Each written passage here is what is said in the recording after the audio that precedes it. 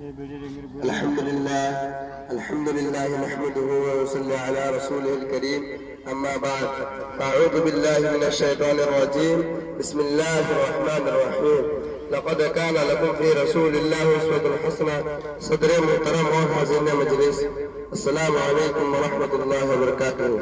میں کوئی مقرر نہیں ہوں کہ تقریر کر سکوں، مگر چند دنوں اس مدرسے میں رہ کر جو کچھ سیکھا ہوں اسے آپ کے سامنے پیش کرنا چاہتا ہوں. اسے غور سے سنیے. میں نے آپ کے سامنے قرآن پاک کی تلاوت کا شرف حاصل کیا ہے. اسی کی روشنی میں چند باتیں عرض کرنا چاہتا ہوں.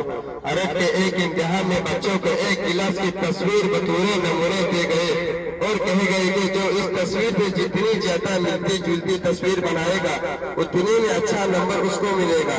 ایک طالب علم نے سوچا کہ گلاس کی تصویر تو بہت معمولی تصویر ہے، لو میں ایک کار کی تصویر بنا دوں. سہنچے اس نے ایک خوبصورت سی کار بنا دی. جب نتیجہ آیا تو کار کی تصویر بنانے والا بچہ فیل تھا کیونکہ اس نے گلاس کی تصویر نہیں بنائی. اسی طرح اللہ کے فرمان ہم مسلمانوں کے لیے ہے. مسلمانوں تمہارے لیے زندگی گزارنے کی بہترین نمونہ رسول اکرم صلی اللہ علیہ وسلم کی سیرت ہے.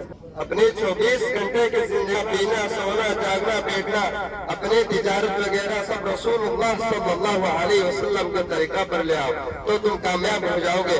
اگر تمہارا عمل رسول اللہ صلی اللہ علیہ وسلم کے خلاف رہا تو تم ناکام ہو جاؤ گے، چاہے تم کو پوری دنیا کے بادشاہت کیوں نہ مل جائے.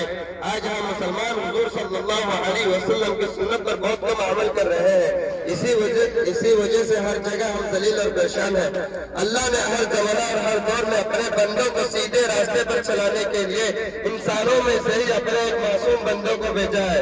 انہوں نے بتایا کہ اللہ کی مرضی کن باتوں میں ہے اور اللہ کن باتوں سے ناراض ہوتا ہے.